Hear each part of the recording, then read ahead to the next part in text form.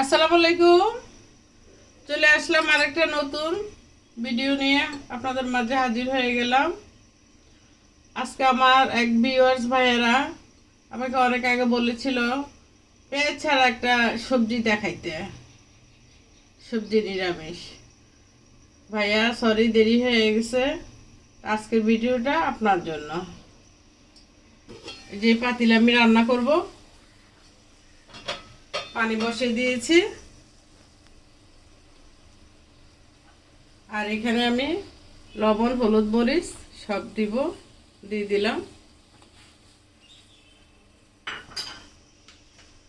আর এখানে আছে আমার পেঁপে, গাজর, আলু, আর এই যে বরবটি, বেগুন আর মিষ্টি কুমড়া। ফুলকপি দেওয়া যেত, ফুলকপিটা আমি পছন্দ করি না, নিরামিষে দিলে এটা ঘন হয়ে যায়, নরম হয়ে যায়, দিয়ে দিলাম।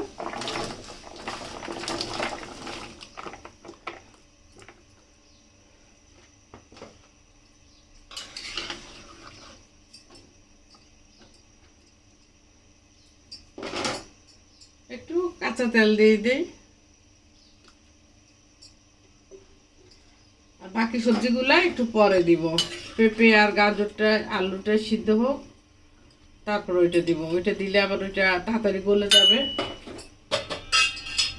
একটু ঢেকে দেই, সিদ্ধ হোক।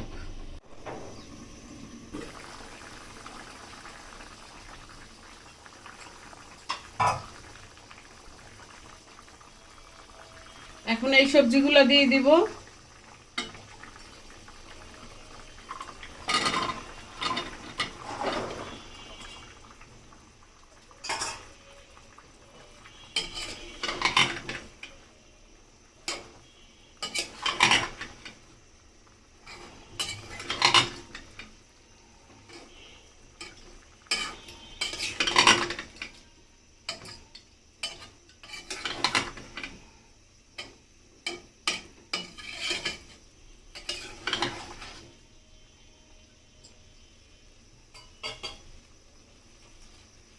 তেজপাতা দিই, আবারও ডেকে দিই। আমার সবজি সিদ্ধ হয়ে গেছে, 2-3 বার আমি লাড়া দিয়ে দিয়েছি অফ ক্যামেরায়, আর টমেটো আর কাঁচামরিচ দিয়ে দিয়েছি। এখন আমি হয়ে গেছে রান্না, এখন আমি বাগার দিয়ে ফেলবো।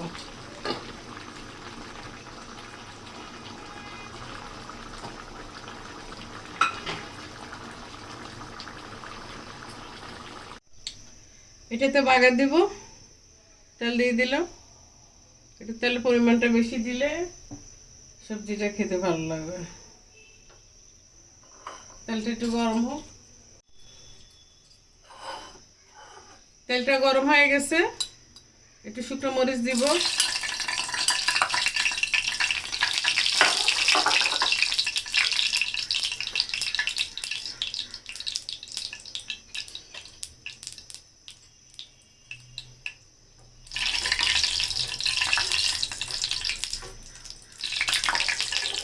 রসুনের বাগার দিব, রসুন দিয়ে দিলাম।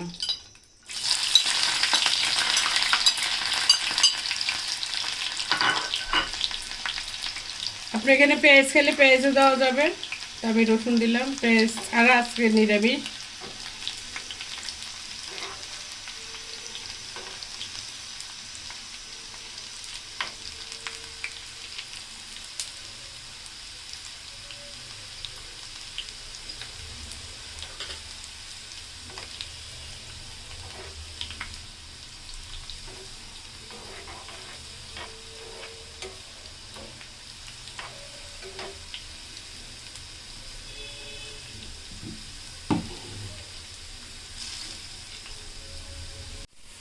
বাগারটা হয়ে গেছে, দিয়ে দিব।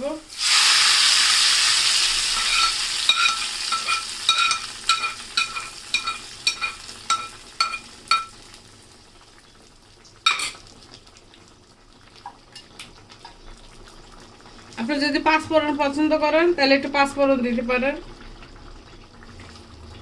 পাঁচফোড়ন দিলাম একটু, বেশি না, অল্প দিলাম।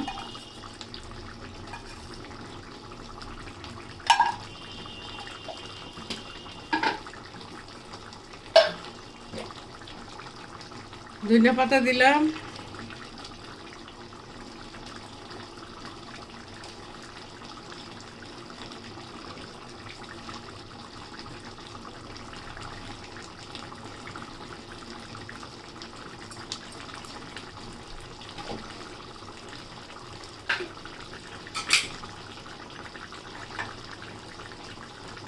এবার এটা মিশিয়ে দিব। মিশিয়ে দিলে সব জায়গায় যাবে।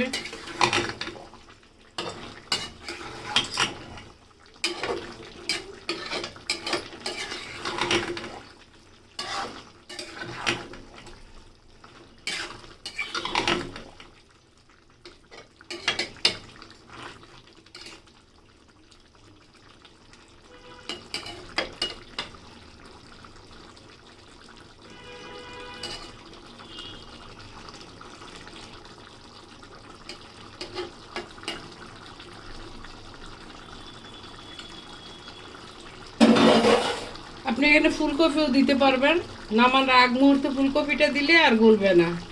তাহলে আর কি আপুরা, আমার রান্না শেষ। আপনারা এটা পরোটা, ভাত, নান, রুটি সব কিছু দিয়ে খাওয়া যাবে এটা। আপনারা ভালো থাকেন, সুস্থ থাকেন, আর আমার জন্য লাইক, কমেন্ট, শেয়ার করবেন। আপনাদের অসংখ্য ধন্যবাদ, ভালোবাসা, দোয়া। আল্লাহ হাফেজ।